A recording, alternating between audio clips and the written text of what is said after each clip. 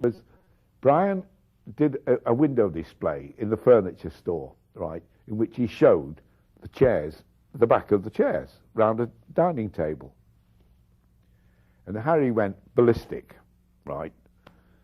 And Brian, being Brian, right, he said, but Daddy, they always called them Mummy and Daddy to the day he died, right? Daddy, when you walk into a dining room, you see the back of chairs. Why just show the front of the chairs? Which, when you think about it, seems so simple now. But that was brilliant. I mean, we're talking back to the 50s now. So, and then he expanded into the record business. And we ended up with, the major one was Whitechapel, which was where I joined him.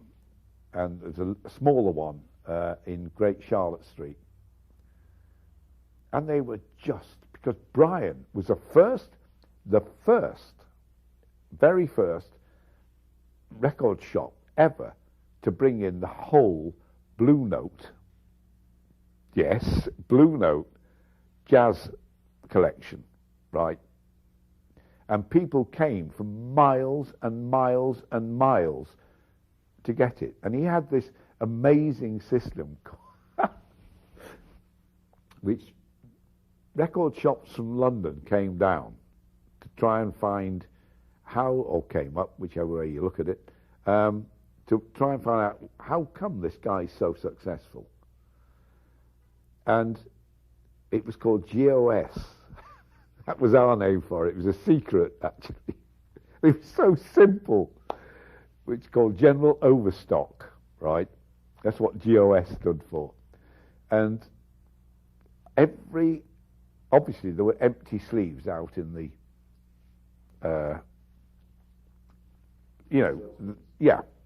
sales bins.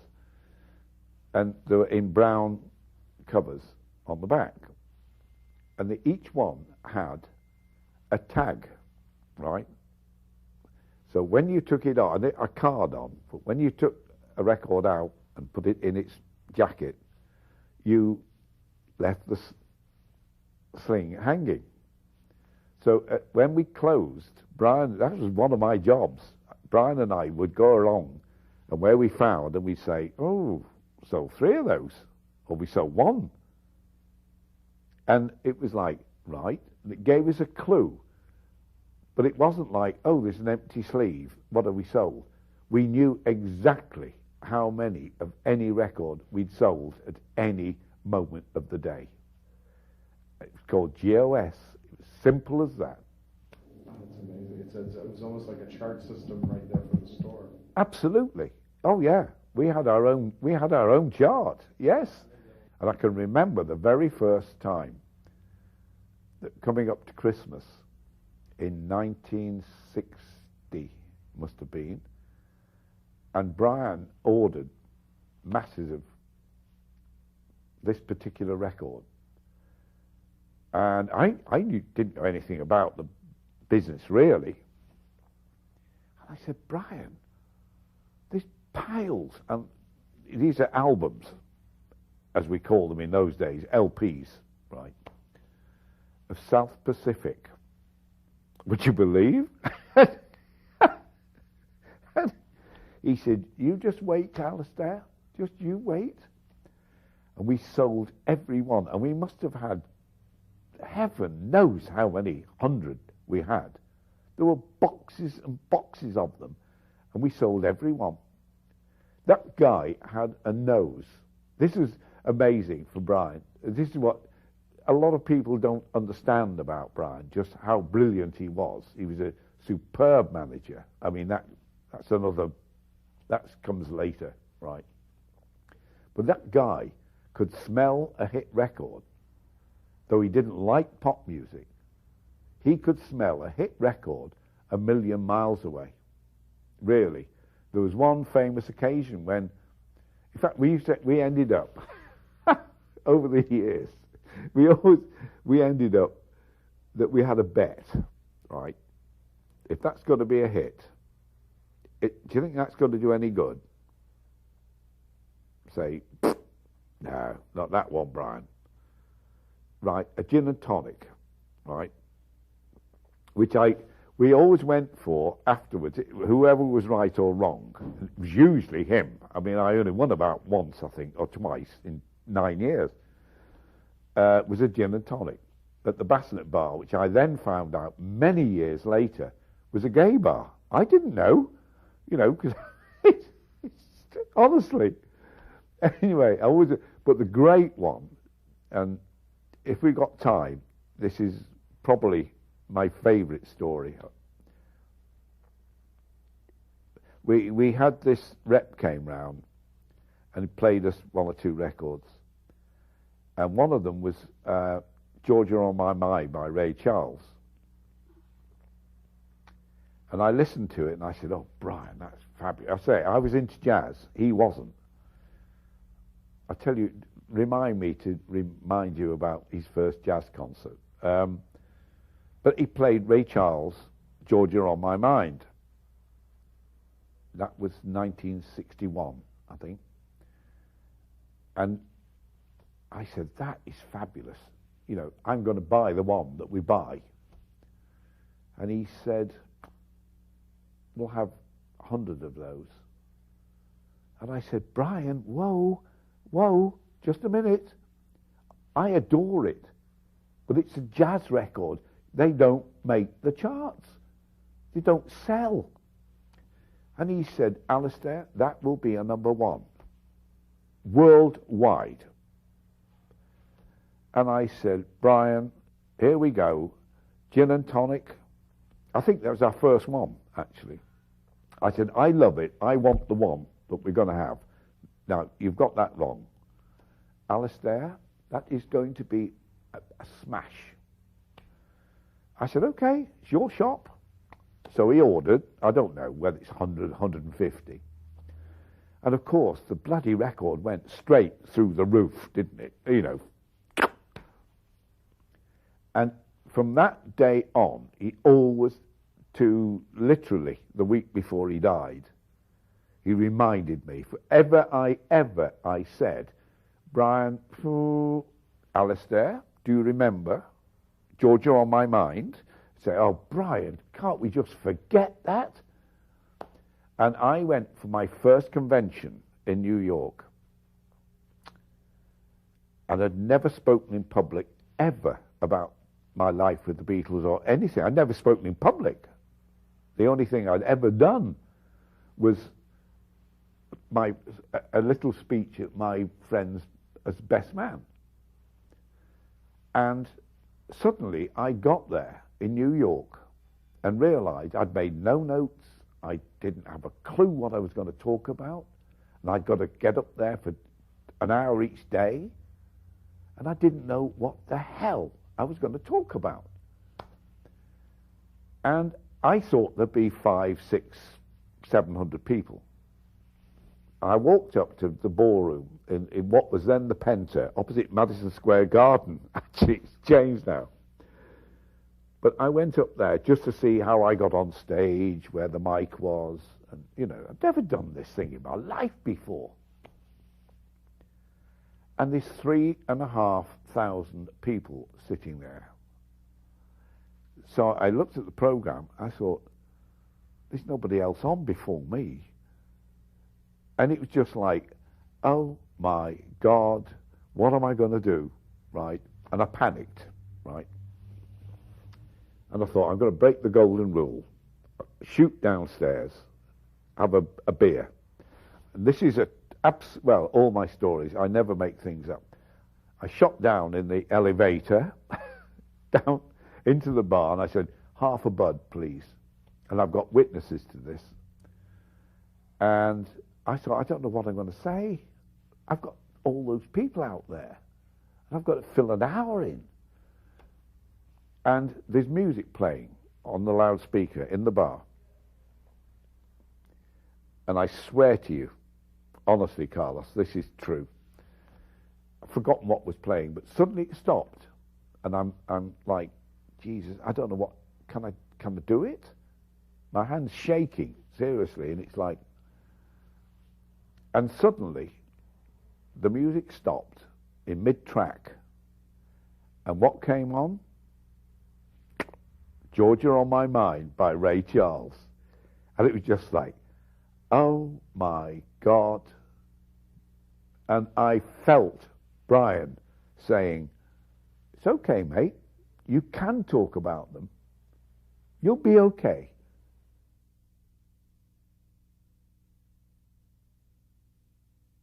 John could be very cruel, and we all know that. And with Brian, it was almost as if he had a willing target sometimes.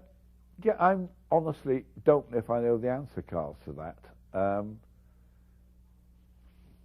It was, you see, this great thing is built up about John and Brian, like the Spain holiday and all that bit, which I honestly, truly do not know anything about.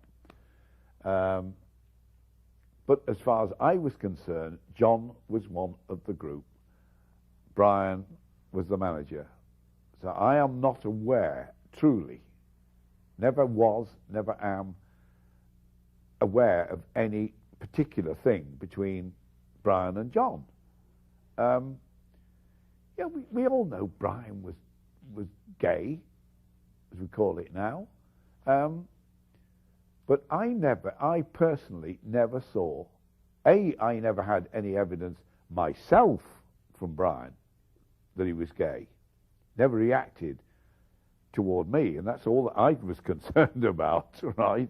But I never saw it amongst others either. The only time would be, maybe, Brian would suddenly come in and say, Alistair, I've got this wonderful concert going on tomorrow night. You've got to come. I booked a box, the Albert Hall or something. Manitas de Plata. He loves anything Spanish. And it'd be all guys. But not obviously gay or homosexual. But he never invited Leslie out, my wife. But the next day, there would be a bouquet for Leslie, right? From Brian. He always would say, sorry, I didn't invite you both. But, you know, I always remember when the day Brian died,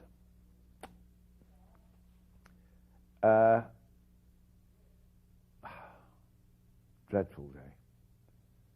And I rang Leslie. I had to ring her from Chapel Street. And I said, Brian's dead.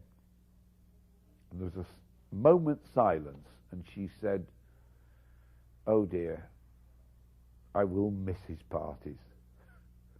Then she burst out crying. But that was her first thought, because he used to throw the most incredible, wonderful, everything was perfect.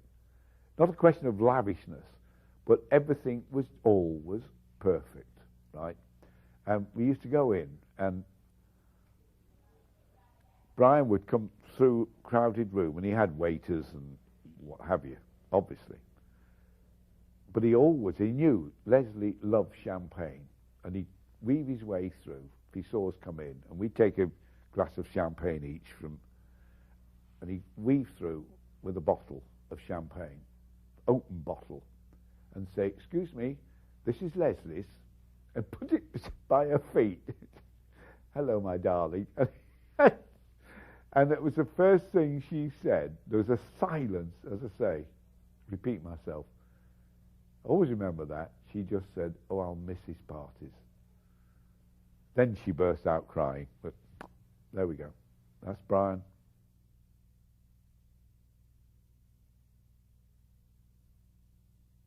George Martin is one of the loveliest men I've ever known.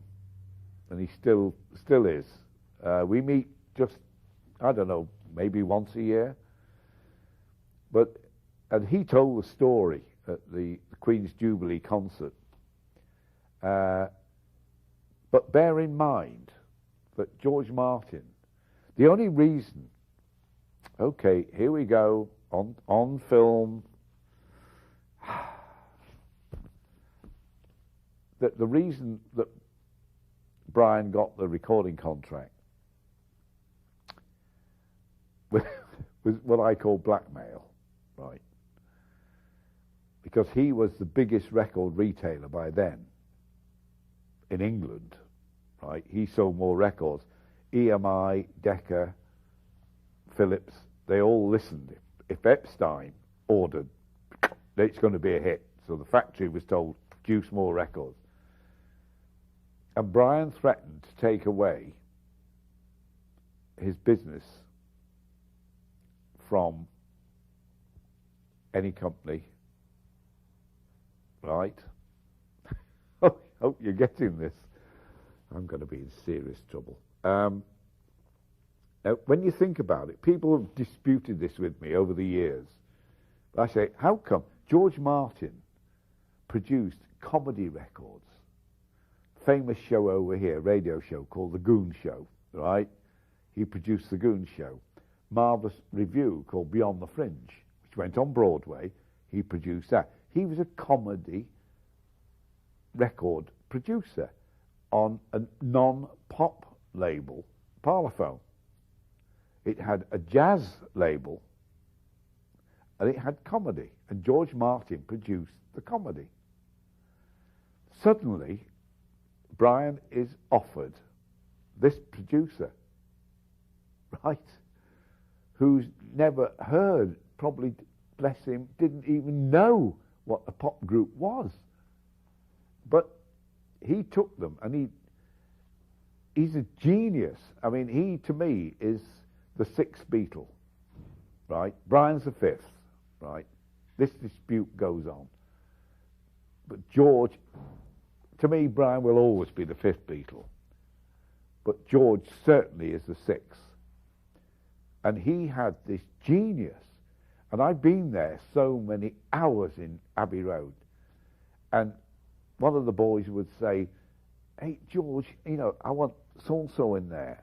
What do you think? And George would just stand there. He's such a gentleman. He'd say,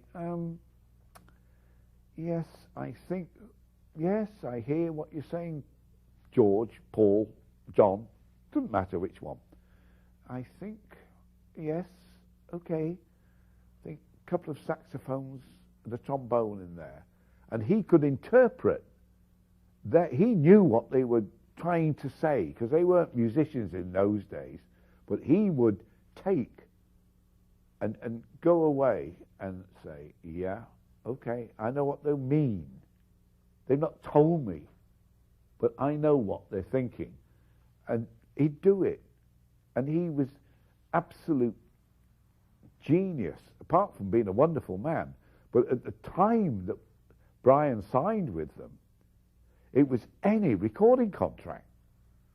Any recording contract.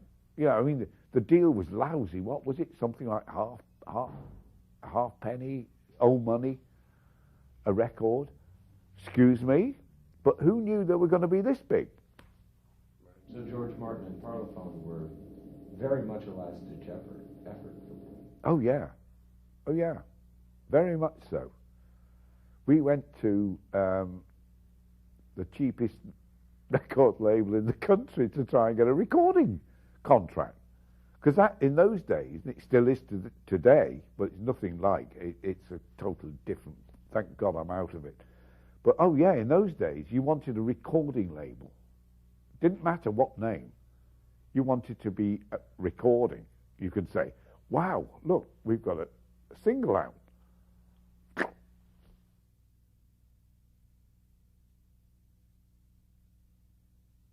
us the island story. You don't know the island? Oh, the island story. I want it for the camera. Oh. I know the story. Yeah. Well, I went up to Abbey Road one night when the boys were, because they always usually recorded at night. And I walked in, and Lennon's there. And he says, Al, over here. He had this little scrap of paper. And he said, I want an island. And I said, yeah. What do you want? The Isle of Wight, the Isle of Man, Jamaica, Trinidad. He says, no, stop messing about. I'm serious. And he handed me this scrap of paper, and it had, in his handwriting, which I sold at Sotheby's, I confess, it said green grass, a beach, freshwater spring. And I said, yeah, fine. Where the hell? You don't buy an island just like that, John. And he said, look, you're Mr. Fix-It. You can find me one. And I said, well, I'll make some inquiries. I'll see what I can do. And as I turned away, it's in famous Studio 2 in Abbey Road, he said, oh, by the way, Al, no more than 2 hours away from London. It's like, 2 hours away from London? I said, John, come on, man. You're joking. Come on.